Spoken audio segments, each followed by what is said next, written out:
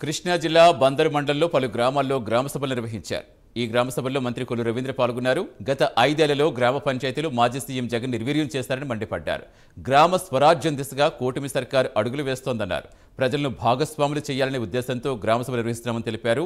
జిల్లాకు ఉపాధి హామీ కింద 160 కోట్లు వచ్చాయన్నారు. 13,336 గ్రామ పంచాయతీల్లో ఒకే రోజు ఇన్ని సమావేశాలు జరగడం అనేది ఇది ఒక చరిత్ర.